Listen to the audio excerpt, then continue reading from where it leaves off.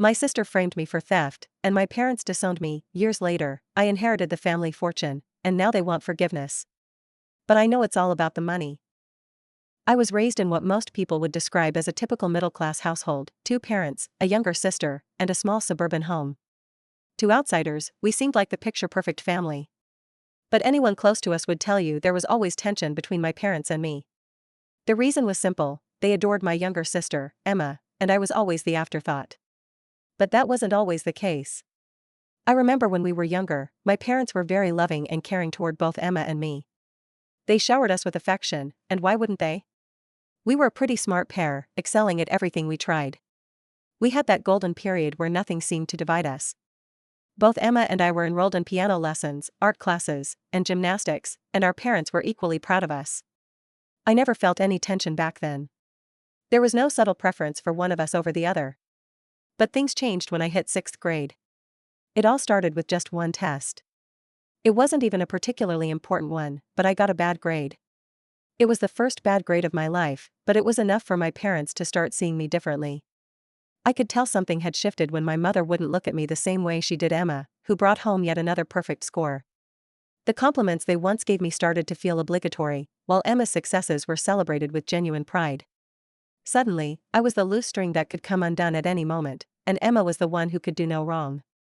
At first, I thought it was just a phase. Maybe I was being too sensitive. But it became impossible to ignore. If I made a mistake, no matter how small, it was held against me.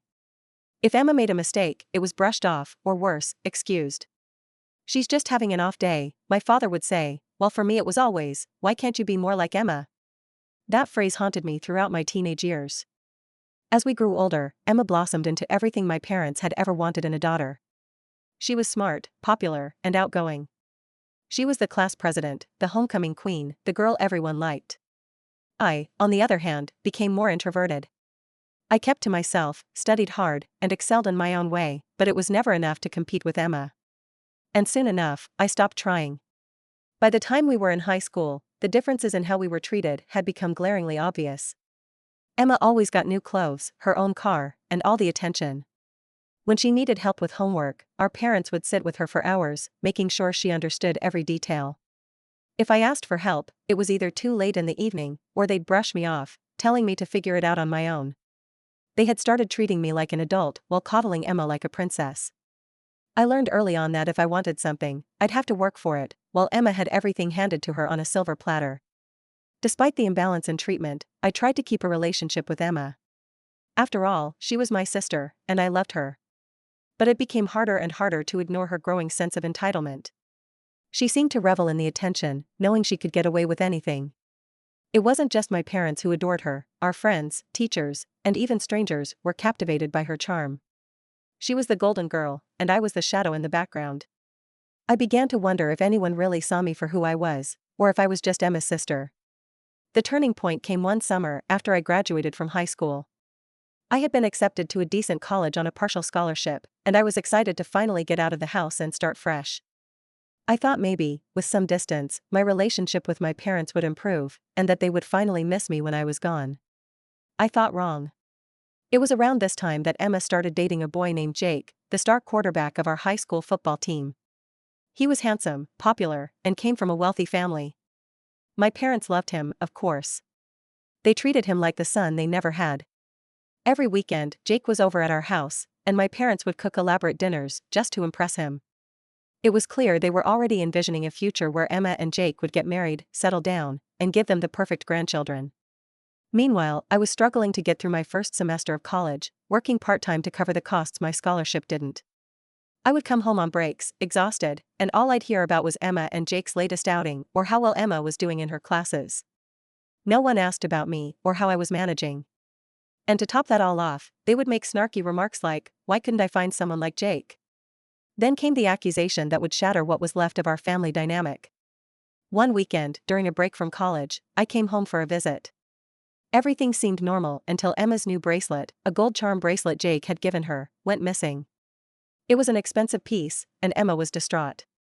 My parents went into full panic mode, tearing the house apart to look for it. When they couldn't find it, Emma suggested that maybe I had taken it. At first, I thought she was joking. But she wasn't. She said she had seen me admiring the bracelet the night before and implied that I might have taken it out of jealousy.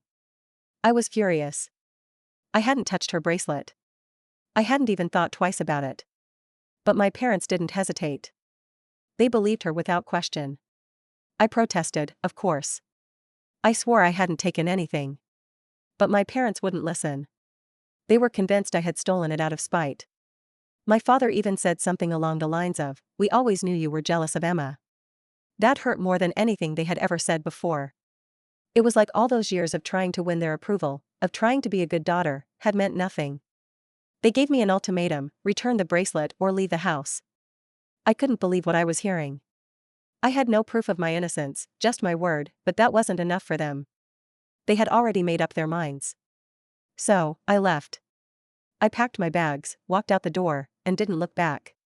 I cut all ties with them. I didn't have a choice. I couldn't stay in a house where I was treated like a criminal for something I didn't do. I found a friend to stay with until I could get back on my feet, and that was the last time I spoke to my parents for years. In the years that followed, I struggled. Without my family's support, I had to figure everything out on my own. I juggled school and work, barely scraping by. There were days when I thought I wouldn't make it, but I did. I graduated, found a decent job, and slowly started building a life for myself. Meanwhile, I heard through mutual friends that Emma was thriving. She and Jake were still together, and she had landed a cushy job at some marketing firm my father had helped her get into.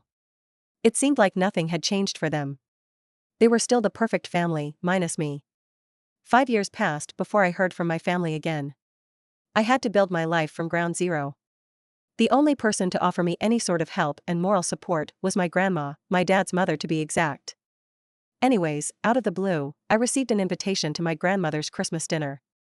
I was surprised, to say the least.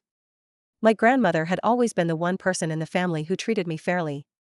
Even after everything that had happened, she would send me the occasional birthday card or text to check in. But she never brought up my parents or tried to convince me to reconcile with them. So, when I got the invitation, I wasn't sure if I wanted to go. But something inside me told me I should. When I arrived at the dinner, it felt like stepping into a time capsule. My parents, Emma, and even Jake were there, along with a few other relatives. The tension was palpable. My parents greeted me stiffly, and Emma acted like nothing had ever happened between us. It was as if they expected me to forget the past and play along with their perfect family act. The night was uncomfortable, but I got through it. Then, toward the end of the evening, my grandmother started handing out gifts. I wasn't expecting anything particularly significant. But when I opened the box, my heart nearly stopped. Inside the box was an old family heirloom, a gold locket, something that had been passed down for generations. It wasn't just any piece of jewelry. Whoever inherited this locket was considered the rightful heir to the family's assets. Grandma had received it from her father, and now, she was passing it directly to me, skipping over her son, my father, and all the other grandchildren, including Emma.